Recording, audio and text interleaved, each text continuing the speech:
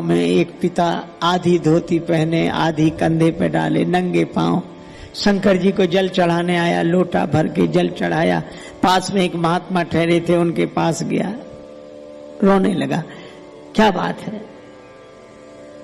महाराज, बेटी को देखने वाले आ रहे हैं, आप आशीर्वाद दो,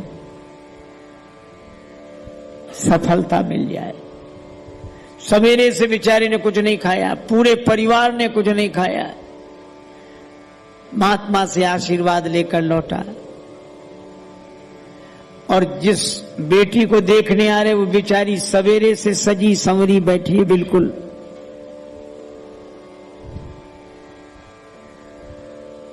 मूर्ति कला की मूर्ति की तरह।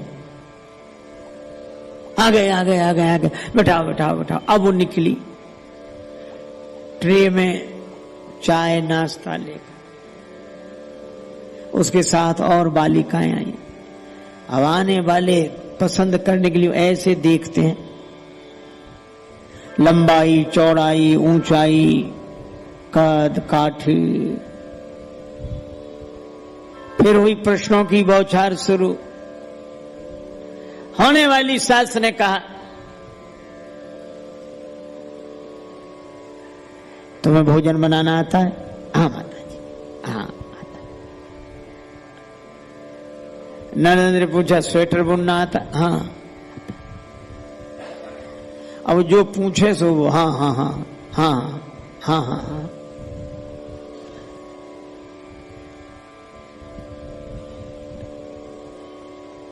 राम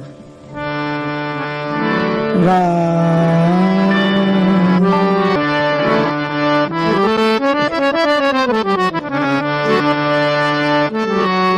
सभी के प्रश्नों का उत्तर वो बालिका देती है। हाँ हाँ। सास ने पूछा, होने वाले ससुर ने पूछा, ननद ने पूछा, और लोग जो साथ में आए थे सब ने प्रश्न पर प्रश्न, प्रश्न पर प्रश्न। अंत में उसके होने वाले पति ने कहा, हम भी पूछ लें? हाँ पूछो। अब सारे प्रश्न पूछे जा चुके थे, बचा तो कुछ था नहीं। बोला, तुमको गाना आता है? बोले, नाचना आता है? ठीक है, अब लोग जा रहे हैं, बाद में विचार करेंगे, फिर जो होगा तो उत्तर आ जाएगा। चलें फिर चलें। खा पी के बेचारा पिता देखता रह गया, कोई बात ही नहीं। वो सवेरे से तैयार बैठी बेटी, लेकिन वह भी भारतवर्ष की आर्य ललना थी। और उसने अपने होने वाले पति से कहा, रुको, तुम लोगों ने 27-28 सवाल हमसे पूछे, हमने सबका उत्तर दिया। अब एक सवाल मैं भी पूछना चाहती हूं। किससे? वो उसी से बोली कि तुमसे ही, तुम्हारे साथ मुझे जिंदगी बितानी है। अब वो मुझसे क्या नहीं पूछ रही हूं। तुमने पूछा नाचना आता? हमने कहा आता है। गाना आता? हमने कहा आता है। अब मैं तुमसे पूछती हूँ, तुम्हें तबला बजाना आता है? सस बोला, नहीं नहीं नहीं आता, नहीं आता है। तो बोली, जब मैं नाचूंगी तो तबला तेरा बाप बजाएगा। तुम क्या कैंसिल करोगे? हमने ही तुम्हें कैंसिल कर दिया, चलो जाओ।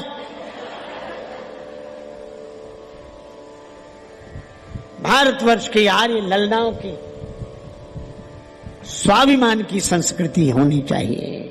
भयंकर सर्दी, रात में अकड़ रहे थे, कांप रहे थे, भूखे थे। अब वर्षा हो गई थी तो कहां जाए, जंगल में अटके थे। तब तक वो बगल वाले मित्र ने अंधेरे में कुछ खाना शुरू किया, तो दांत से वो चबाए तो कट कट की आवाज हो। तो इस मित्र ने कहा कि क्या खा रहे हो? वो बोला, चने खा रहे हैं। बोले, अजीब मित्रों, हमको नहीं दिया, हमें भी तो दो, हम भी तुम्हारे साथ भूखे हैं। तुम अकेले ही खा रहे हो, हमको भी तो खिलाओ। तो वो बोला, चने हैं कहां? बोले, फिर खा क्या रहे हो? बोले, हम तो कल्पना के चने खा रहे हैं। कल्पना के चने खा रहे तो वो मित्र हंसकर बोला कि जब कल्पना के ही खाने थे तो चने काहे खा रहे, लड्डू क्यों नहीं खाते? जब कल्पना से ही तो कल्पना के चने खाते तो लड्डू काहे नहीं खाते, उसमें क्या बिगड़ता? तो यही महात्माओं ने हम लोगों से कहा है कि मन को अगर कल्पना के चने ही खाने हैं, संसार की तरफ ही जाना है, तो भगवान की ही कल्पना के लड्डू खाए तो कल्याण हो जाए। किसी से मेरी मंजिल का पता पाया नहीं जाता, जहां मैं हूं फरिश्तों से वहां जाया नहीं जाता। मोहब्बत के लिए कुछ खास दिल मखसूस होते हैं, ये वो नगमा है जो हर साज पर गाया नहीं जाता। प्रेमी से पूछो, एक महिला गरीब नहीं थी, अपने बेटे को गोद में लेकर आती। राजा ने कहा, देवी तुम तो गांव भर में भिक्षा के लिए जाती हो, गरीब नहीं हो, हाँ तो तुम ढूंढ कर बताओ कि पूरे शहर में सबसे सुंदर बालक कौन है। दूसरे दिन आई, तीसरे दिन आई, राजा ने कहा कल भर। जब चौथे दिन आई, अपने बच्चे को गोद में ली। राजा ने पूछा सबसे सुंदर, वो बोली यही है। राजा ने कहा ये आंखों में कीचड़ ना और गंदा, और गोद में ली, न शकल न सूरत, और राजा का बेटा तुम्हें अच्छा नहीं लगा? गांव भर में कितने सुंदर हैं, वे तुम्हें नहीं दिखाई पड़े, यही सबसे सुंदर है? राजा बोला ये बात तो हमें समझ में नहीं आई। वो देवी बोली कि समझ में आ ही नहीं सकती, अगर इसको सुंदर देखना हो तो मेरी आंखों से देखो तो पता लगेगा कि ये सुंदर है। इसलिए भक्त की आंख ही ऐसी होती, वहां समझ काम नहीं करती, इसलिए समझ वाले यहीं रह जाते हैं।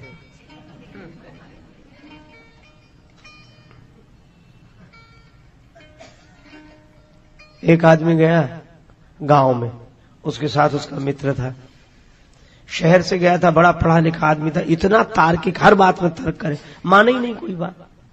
अगर ऐसा तो नहीं होना चाहिए, ऐसा होता। परेशान मित्र भी रहे, लेकिन मित्र था क्या करे। बोले चलो गांव घूम कर आते हैं। गांव में घूमने गए तो एक जगह, जैसे गांव में होता, एक कोल्हू चला रहा था एक आदमी, और बाहर बैठकर तेल बेच रहा था।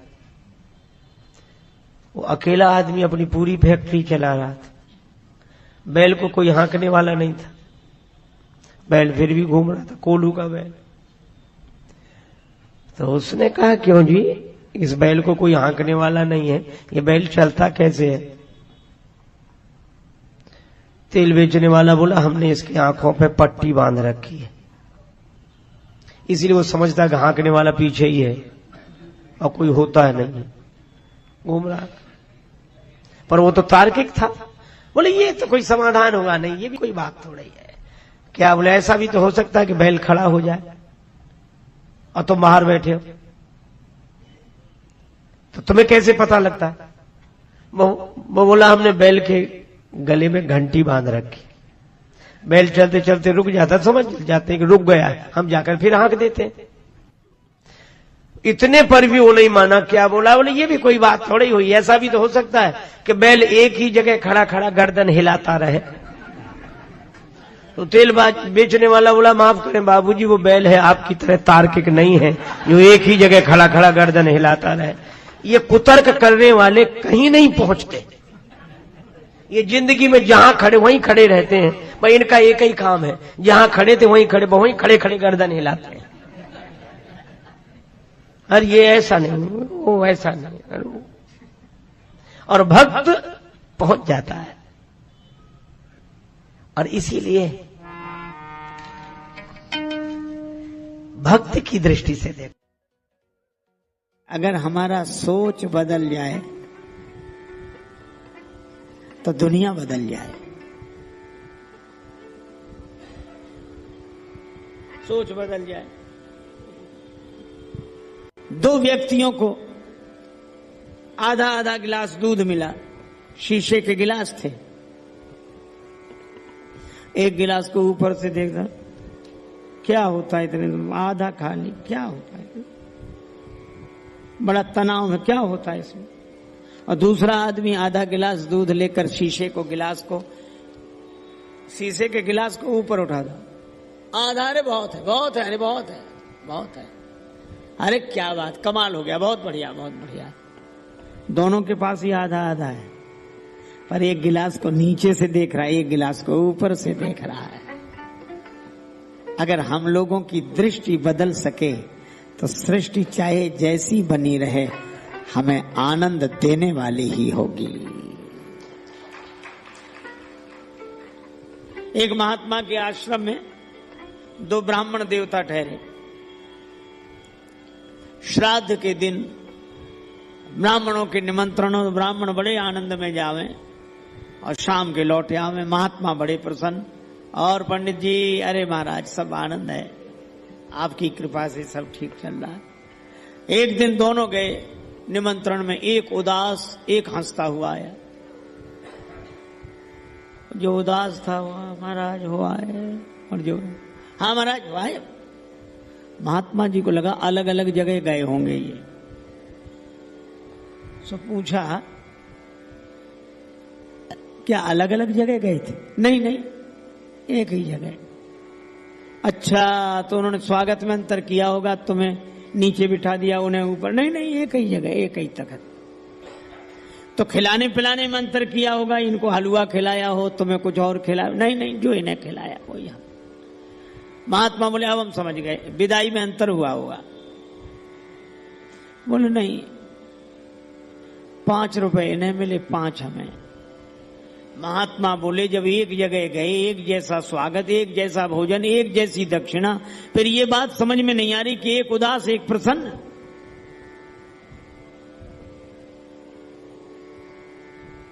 सो जो दुखी था उससे पूछा क्यों दुखी हो?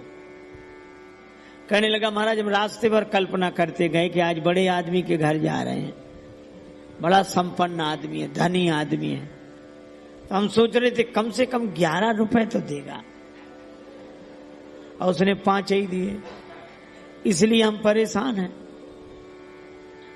पर दूसरे से पूछा तुम प्रसन्न क्यों? बोले महाराज हम जानते थे है तो बड़ा आदमी पर बड़ा कंजूस है, हम पहले से जानते थे 2 रुपए से ज्यादा नहीं देगा, और उसने 5 दे दी। अब बोलो उसको उदास किया किसने और इसको प्रसन्न किया किसने? तभी संत लोग कहते हैं मन एव मनुष्याणाम कारणम बंध मोक्षयो। मारुत नंदन मारुत को मन को खगराज को वेग लजायो। पवन का वेग लज्जित किया, फिर मन का वेग लज्जित किया, फिर गरुड़ जी का वेग लज्जित करते हुए श्री हनुमान जी आगे बढ़े। कुछ लोगों को लगता है कि मन तो सबसे ज्यादा वेगवान है, इसको बीच में क्यों रखा, इसको अंत में रखना था। पर श्री तुलसीदास जी कहते हैं कि बीच में ही, ज्यादा वेग वाले को बीच में ही रखो। रेलगाड़ी जब चलती है तो स्टेशन से धीरे धीरे, और पूरे वेग में तो बीच में ही चलती है, अंत में धीरे धीरे रुकती है। तो हनुमान जी ने पहले पवन का वेग लज्जित किया, बीच में मन का वेग लज्जित किया, फिर गरुड़ जी का वेग लज्जित करते करते धीरे धीरे उतर गए, रुक गए। ऐसा थोड़ी एक आदमी कह रहा था कि हमारे भाई इतना बढ़िया बढ़िया गोताखोर हैं, आध घंटे तक पता ही नहीं लगता कहाँ है। दूसरा बोला कि हमारे भाई तो आध घंटे से भी ज्यादा तक बने रहते हैं पानी में, इतना अभ्यास है। तो उनकी बातें सुनकर एक आध घंटा कह रहा, एक घंटा कह रहा। तो तीसरा आदमी बोला कि हमारे भाई सबसे ज्यादा। कैसे?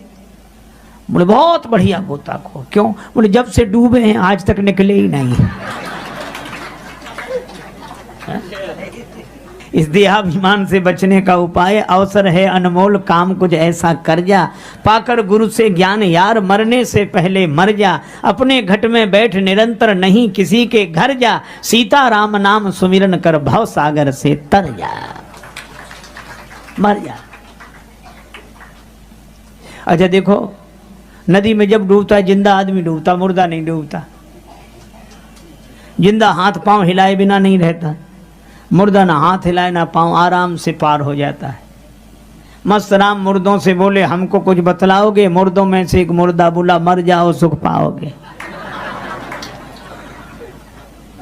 एक राजा ने एक महात्मा से कहा कि नंबर 1 का सौभाग्य हमें बताओ, नंबर 2 का सबको बताना।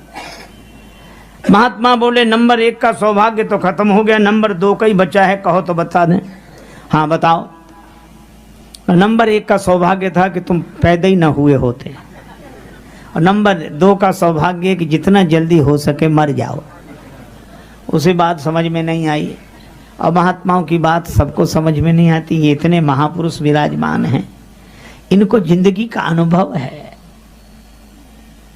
अरे मुर्दे का जो सहारा ले ले वो पार हो जाता है। तुलसीदास जी तो मुर्दे का सहारा ही लेके जमुना जी पार कर गए। जिसका अहंकार मर चुका है उसका सहारा ले लो, वो स्वयं पार होगा, आपको भी पार करेगा। दक्षिण भारत के बहुत बड़े विद्वान शास्त्रार्थ के लिए काशी में आए कि मैं शास्त्रार्थ करूंगा।